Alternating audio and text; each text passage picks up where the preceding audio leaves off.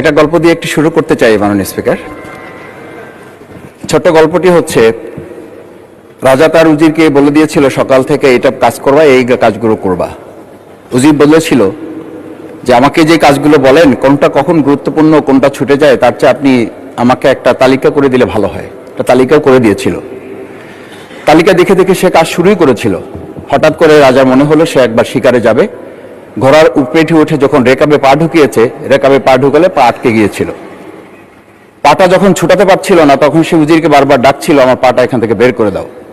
পাটা বের করতে যাচ্ছিল না উজির, কারণ উজির বারবার খুঁজছিল যে তালিকাটা করে দেওয়া হয়েছিল সেই তালিকার মধ্যে পা আটকে গেলে ওটা বের করে দেওয়ার বিধান ওখানে আছে কিনা। শেষ পর্যন্ত রাজার পা আর ওখান থেকে বের করা যায় নাই এবং রাজাকে মুক্ত করা সম্ভব হয় নাই বলে আমরা গল্পে জেনেছি। ঠিক আমার কাছে আজকে সংসদ এরকম একটা গল্পের মতো মনে হয়।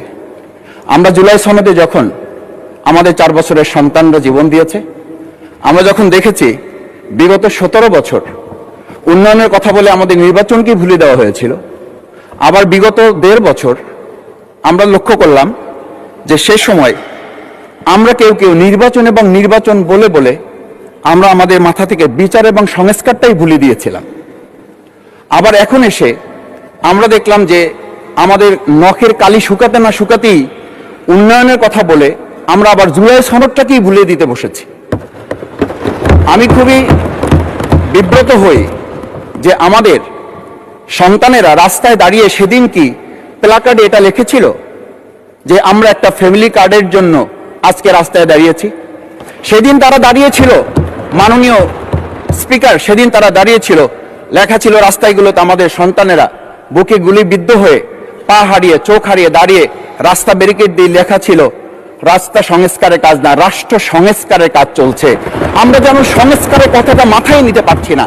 আমরা সংস্কারের পরিবর্তে এখন আমরা সংশোধনের দিকে যাচ্ছি।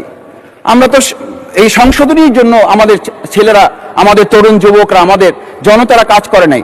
আমি একটা কথা পরিষ্কার বলি, অ্যামেন্ডমেন্টের জন্য তো শেখ হাসিনাও সেদিন অফার করেছিল 24 ঘন্টা দরজা খোলা আছে, তোমরা সংশোধনের জন্য আসো। সেদিন এই ছাত্র জনতা সংশোধন মেনে নেয়নি, তারা সংস্কারের জন্য কথা বলতে চেয়েছিল। আজকে আমরা সংস্কারটা মাথায় নিতে পারছি না কেন? মাননীয় স্পিকার, আমি আর একটা কথা আপনাকে একটু স্মরণ করানোর জন্য বলছি। আমরা ছোট সময়